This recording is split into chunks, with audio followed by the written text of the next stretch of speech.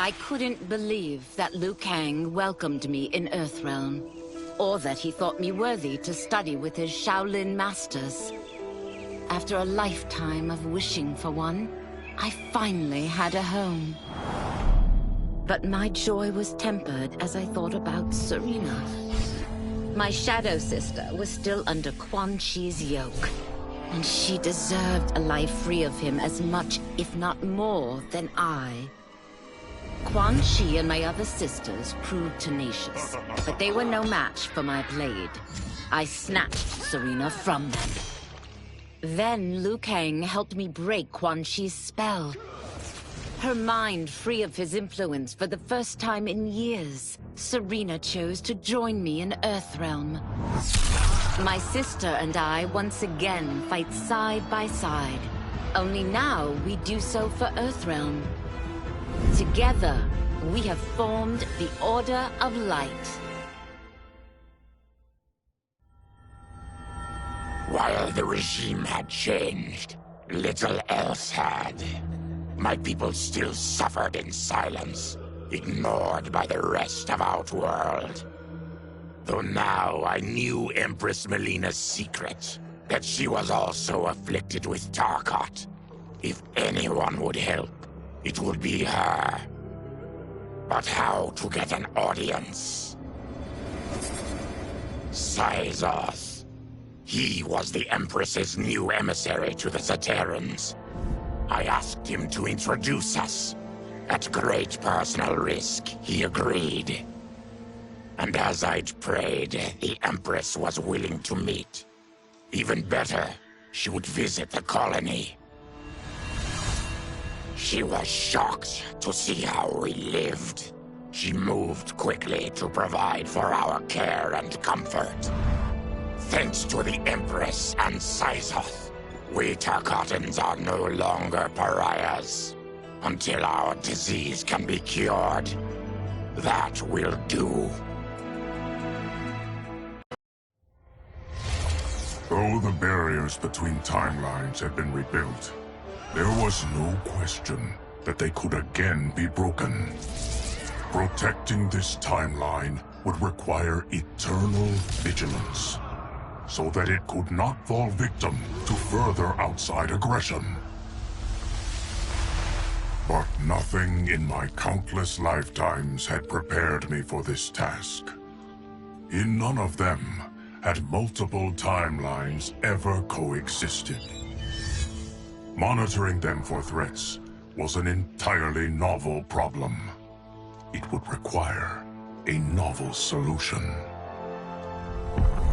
I discovered that though the timelines no longer touched, their meeting had left them intertwined. I can now secretly surveil all timelines, keeping watch for potential danger. It pleases me to do this service for the new era. Lord Liu Kang may rest assured that it is secure. Quan Chi's defeat had cost me everything. For months I had furthered his plot, and now I had to start over. Saito's people were still in chains. That's when Rain approached me. On the run from Empress Melina, he was desperate for help. And though I'd had my fill of sorcerers, this one was different. I agreed to provide him safe haven.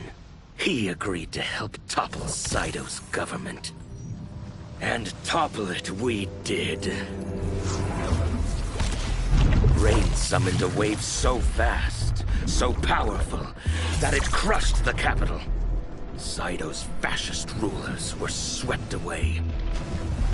My people are finally free. They can chart their own course, needing only to follow their own desires.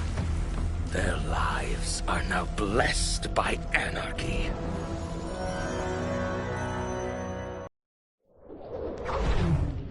Since this whole thing kicked off, I'd wondered why Liu Kang chose me to be a champion. I mean, sure, I was killing it as a martial arts star, but it's one thing when it's all for show. It's different when you're playing for keeps. Then Liu Kang let me in on his master plan. He wanted the masses to know about the world beyond them, the one filled with gods and monsters, and he wanted me to tell them about it. But I knew revealing the truth all at once would be too shocking of a plot twist for most. That's why I pitched doing a bunch of stories, to slowly get people used to it. And if there's one thing I can do, besides kick ass in combat, it's build a cinematic universe. I'm serving up movies, streaming series, games, you name it. I like that I'm doing a public service. And it doesn't hurt that I'm making more than a few bucks. It's the kind of synergy that would make any studio mogul proud.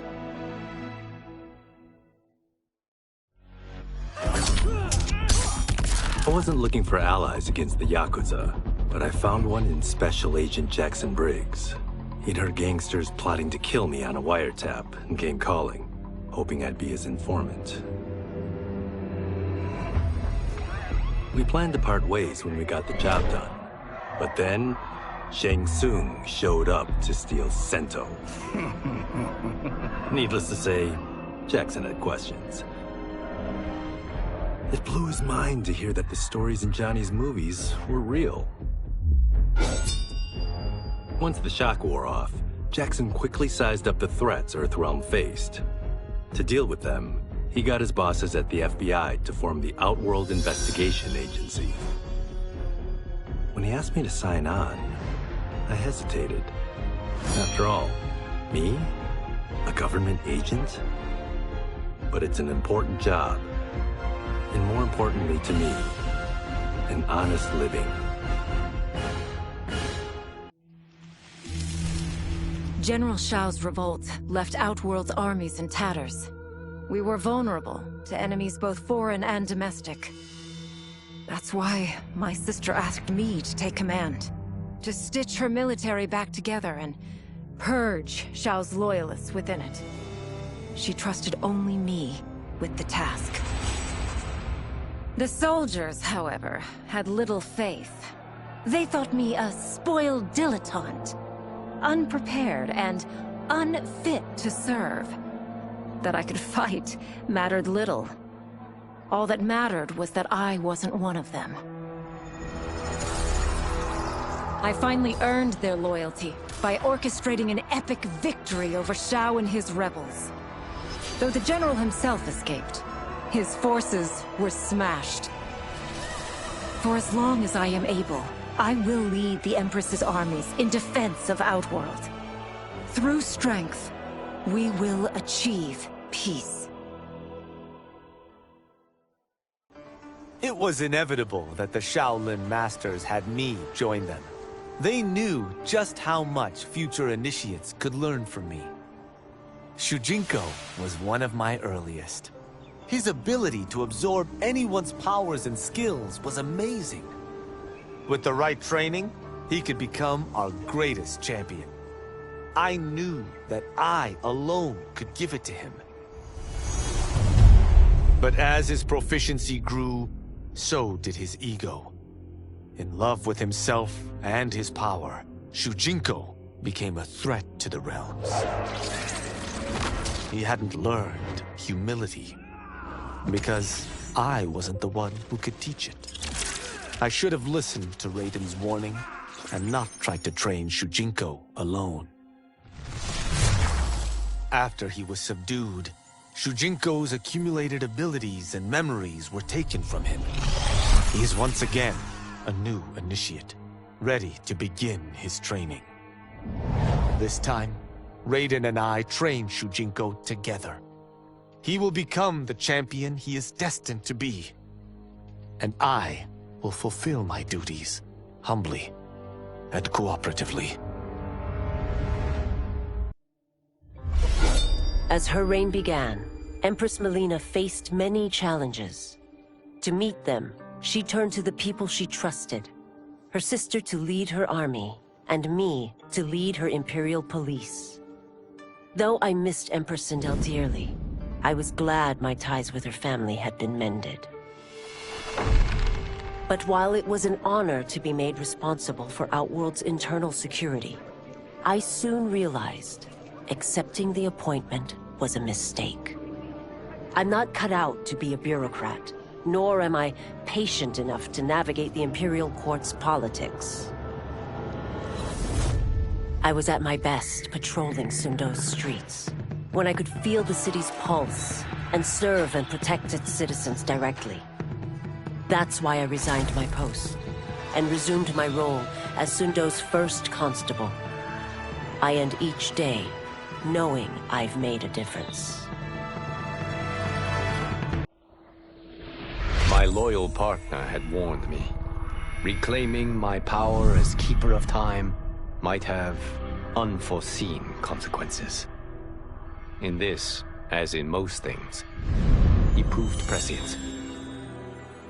The process I had undergone did irreparable harm to my body. Taking back my power had cost me my immortality. While my lifespan would still stretch across eons, I would one day perish.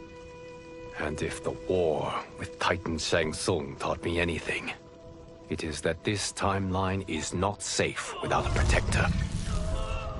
Yet I had never given thought to choosing a successor. Who is it that could replace me and protect my new era? The answer, of course, is Geras.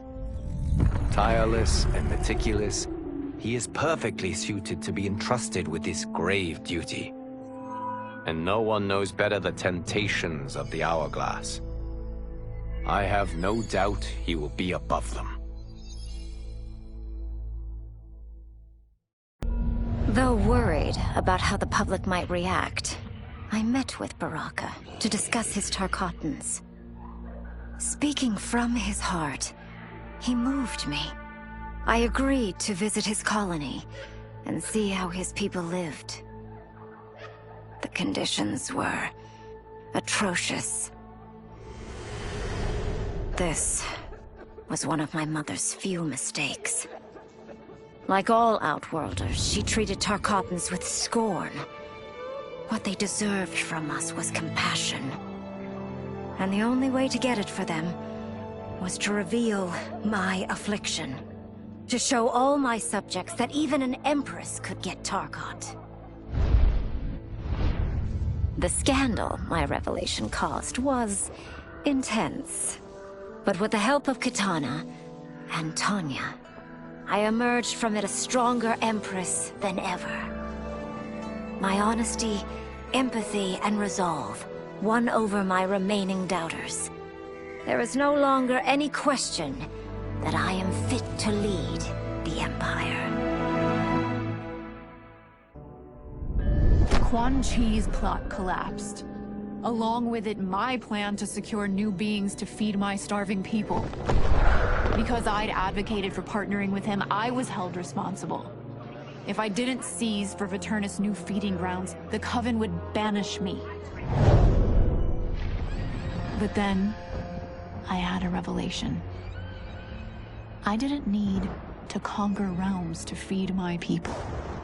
I simply needed to capture enough beings to breed them. Once they multiply, Viternus will have a limitless, renewable source of food. And I only need a few thousand to start. A number so small compared to the billions in the realms that no one will notice as people go missing. But it will be more than enough to establish our breeding stock and feed a ravenous Viternus.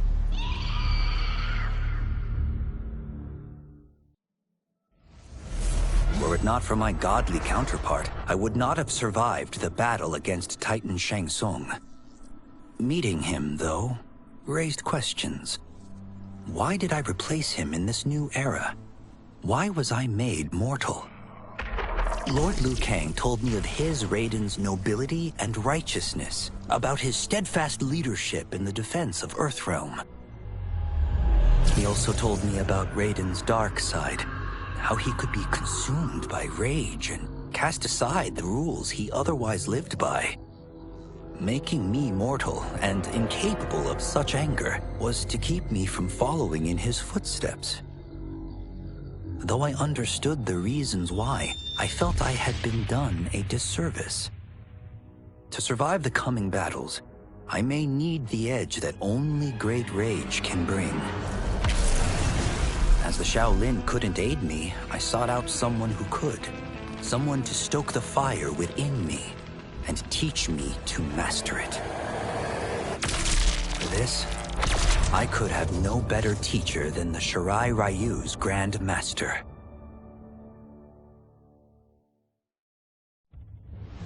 To elude capture by Empress Melina, I joined Havoc's crusade in Saido.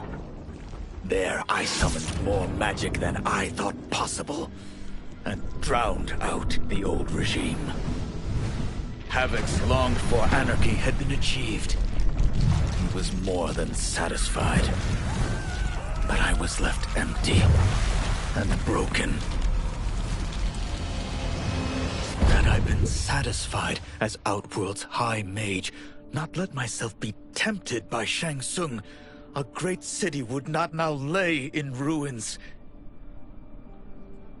I've caused devastation, ended thousands of lives, all because of my blind ambition. I've betrayed my oath, my sovereign, and my realm. These high crimes merit punishment, and I'll accept whatever the Empress gives me. My only ambition now is to one day be forgiven. With General Shao freed from prison, we began raising a new army against the royal family. Though many were eager recruits, few were good at soldiering. It was so bad, the general was forced to change tactics.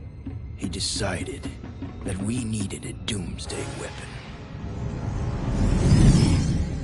That weapon isn't a thing, though. It is a monster. Onaga, the Dragon King. The general told me the old legends were true.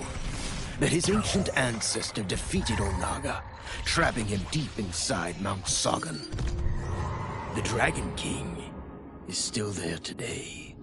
His pent-up fury waiting to be unleashed. Because Onaga is so dangerous, the general wouldn't risk trying to tame him before. But now, he feels we have no choice. Though I likely won't survive, I accept this mission gladly.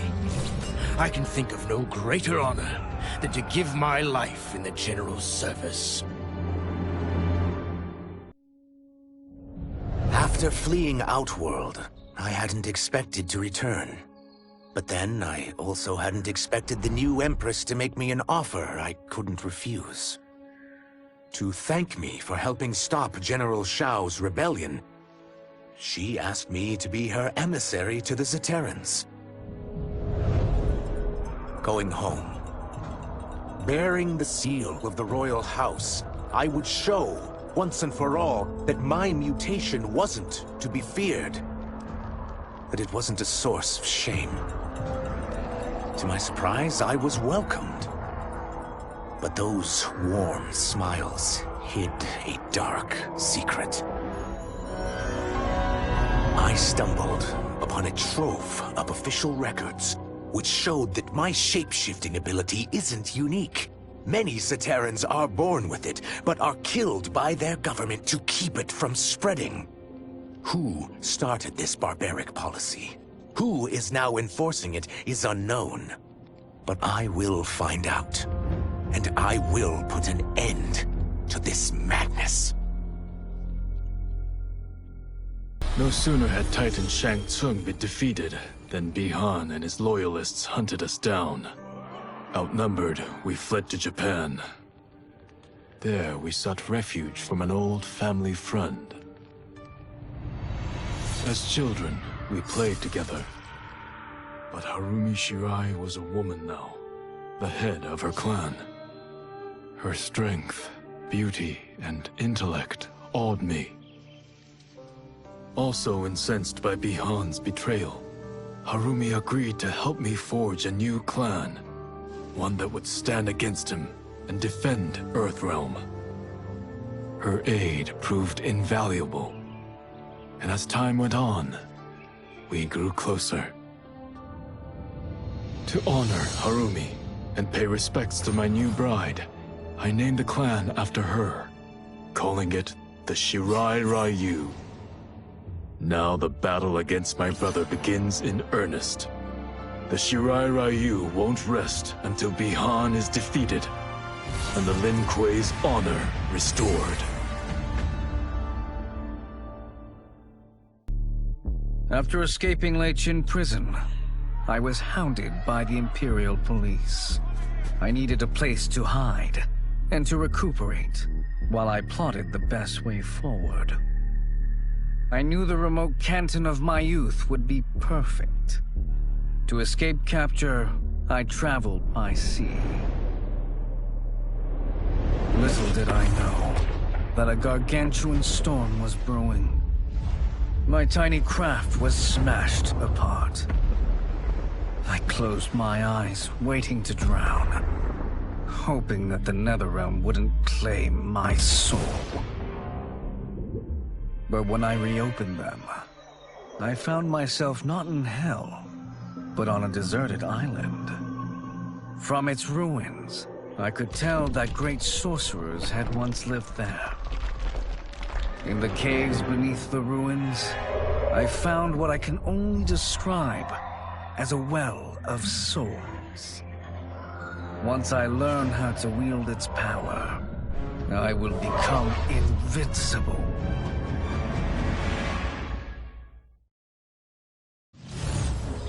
The battle had been lost, but the war isn't over. I won't stop fighting until I take Outworld's throne.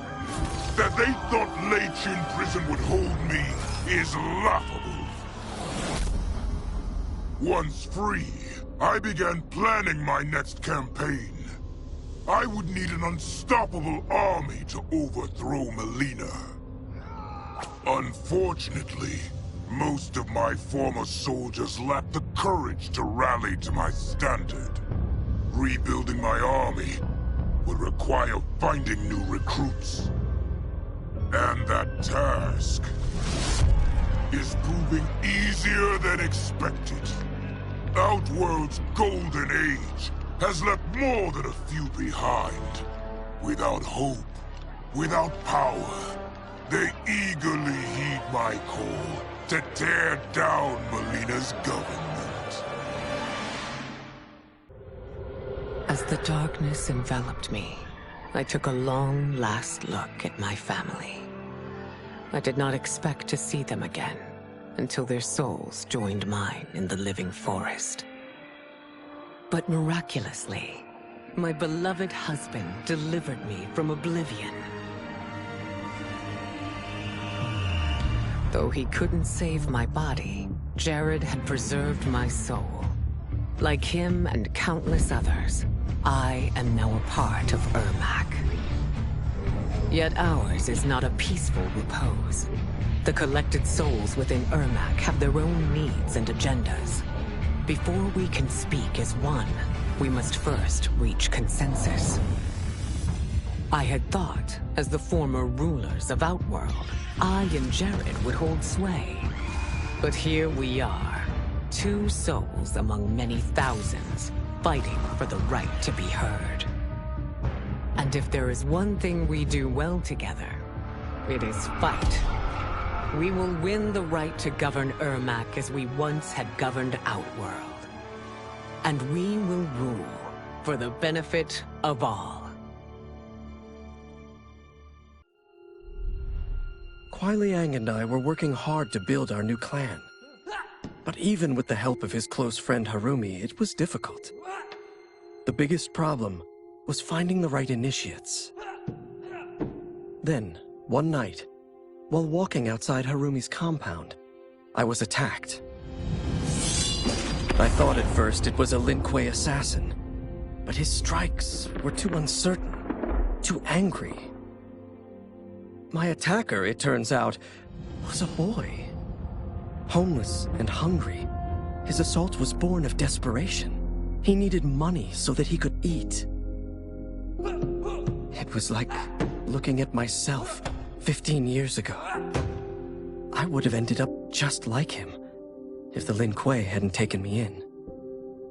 So I took the boy to Kuai Liang, who also appreciated his fire. We made him our first initiate. The boy's name? Hanzo Hasashi.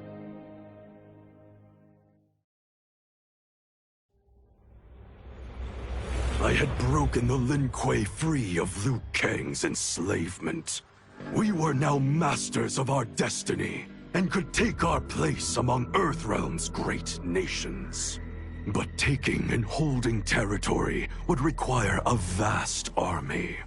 I needed more fighters to make our presence felt. Then I recalled Shang Tsung's dragon warriors. An army of them would be unstoppable.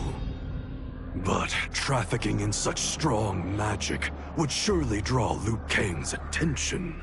Sector advised that we avoid detection by building our army using science, not sorcery. We've invested much into this endeavor, and we are beginning to see results. Once again proving the depths of Sector's genius. When we are done, all of Earthrealm will honor our desires and heed our demands. If not, they will face the Lin Kuei's wrath. Until recently, I hadn't met Li Mei, but I had heard the stories. How the Umgadi's matron superior blamed her for not preventing Emperor Jared's murder. How she quit in disgrace rather than accept punishment. But those stories didn't fit the woman I now knew. Li Mei would never have been so negligent. Eventually, I uncovered the truth. The failures and mistakes which led to the Emperor's murder, they resulted from poor decisions made by the matron superior themselves. They made Li Mei their scapegoat. When the Empress found out, she wanted the Umgadi disbanded. But I convinced her that it could be reformed. To make sure it did, she put me in charge. I am humbled by this sacred responsibility. The Umgadi, my sisters, they are my life. I will not let them be brought down by the acts of a selfish few. Desperate to avoid defeat, Titan Shang Tsung had stolen me from my timeline to set me against Liu Kang. He assumed a Viltrumite would shift combat in his favor. Shang Tsung was right, of course, but he was blinded by ambition and failed to consider that my only true loyalty is to the Viltrum Empire. In my home timeline, my mission to pacify Earth for Viltrum had been left incomplete. I thought I could redeem myself by delivering this new timeline. New realms, new species, all ours for the taking. For a few years, annexing realms satisfied the Empire's hunger for conquest. But my people have excellent memory. I knew sooner or later we would return to our own timeline, to Earth, to finish my original mission. I only hope my son has had time enough to prepare.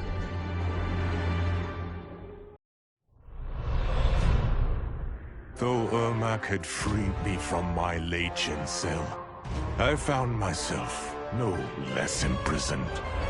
I had no allies, no benefactor, and no obvious path back to power. And power is what I crave. But why should I settle for the scant abilities of someone who is an underling sorcerer? I should be the one who controls history, who bends people and events to my whim. I should control the hourglass and wield it as the keeper of time. While I search the realms for the hourglass, I further master the dark magic needed to destroy Liu Kang. My quest may take a lifetime, but it will be worth it. For when I succeed, I will achieve omnipotence. Project Starfish? Project Butterfly? Crazy Town. Both of them. But neither was as fucked up as Project Magician. I was way over my head with Eclipse. I mean, the dude's a goddamn god. Somehow, though, I got his back to the wall. Freaked him out so bad, he cast a spell that sent me here. I guess he thought sending me here would finish me? But I tell you, I feel like I've come home. This place needs peace. Bad. And like me, folks here will do whatever it takes to get it. So bring on Shao, Reiko, and those dickhead sorcerers. I'll drop them all first chance I get.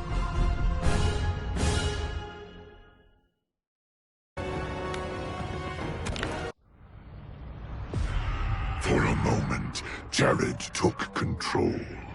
We fixed the damage which had allowed him, and reimposed our collective will.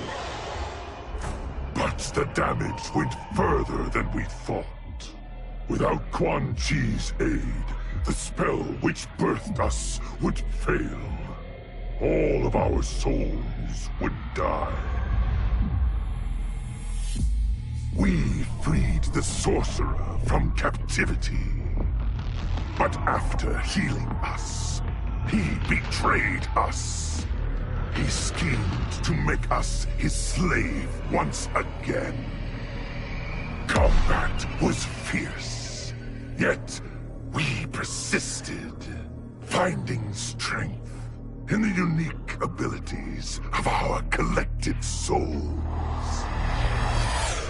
Now we must decide our future path. Reconciling our desires will be difficult, but reconcile them we must. If not, we will be consumed by civil war.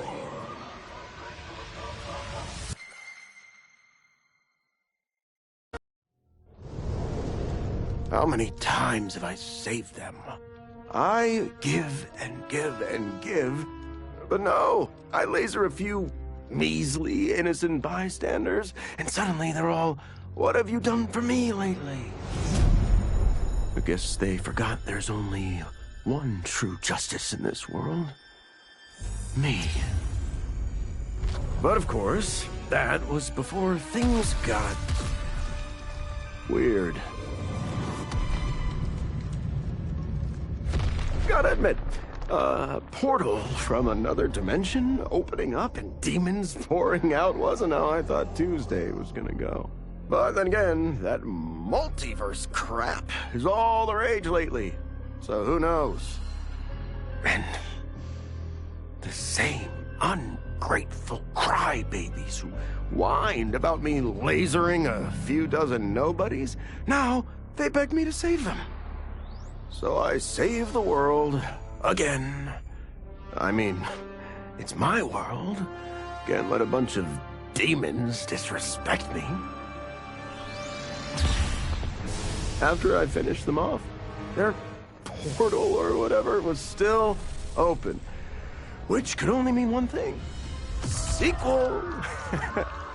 I went in the damn glowy hole, and what did I discover?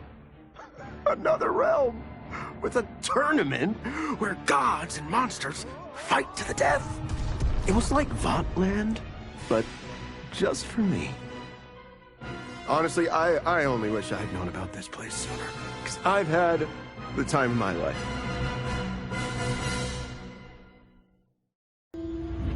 To kill a snake, you cut off its head.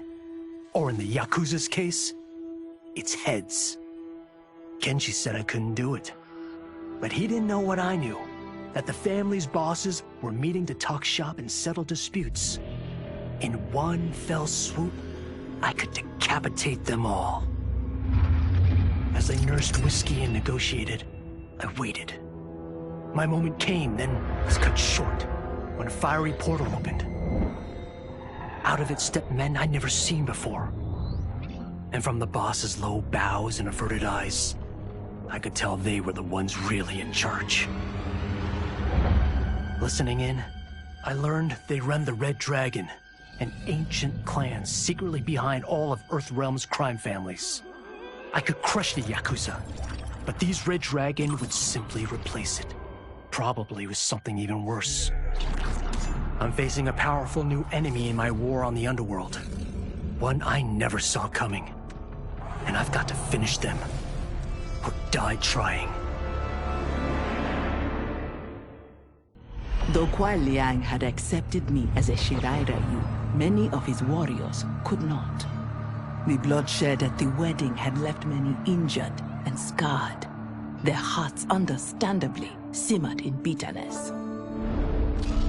It boiled over one day as we trained.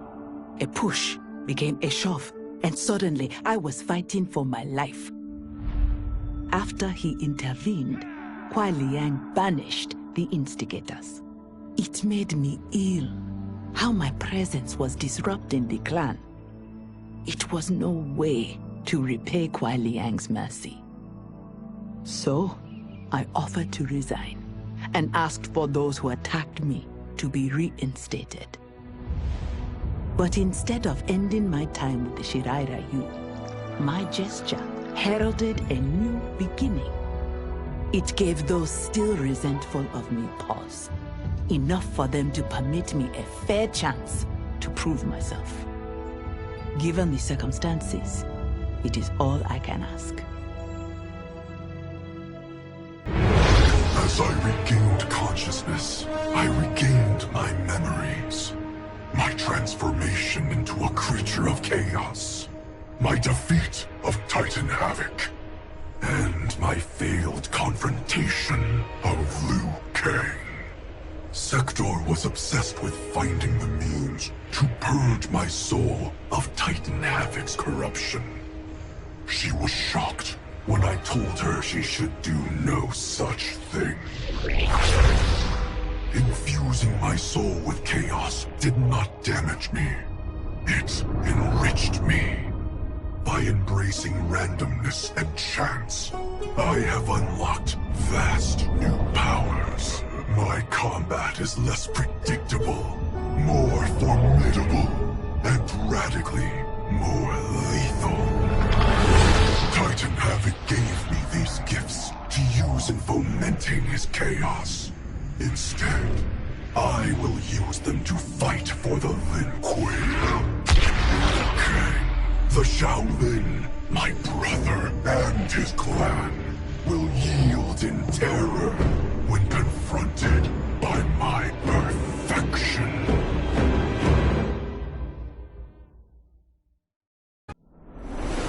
Though I had returned to the temple after Titan Havoc's defeat, I remained livid.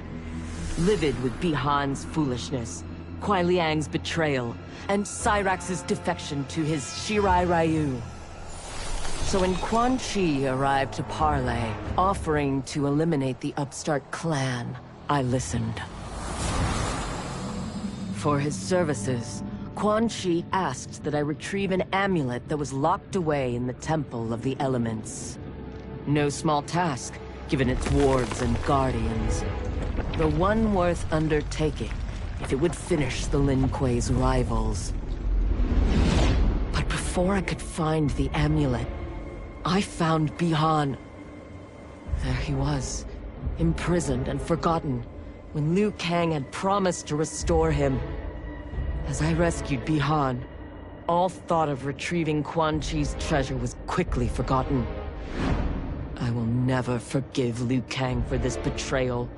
That he is a god will not stop me from seeking vengeance.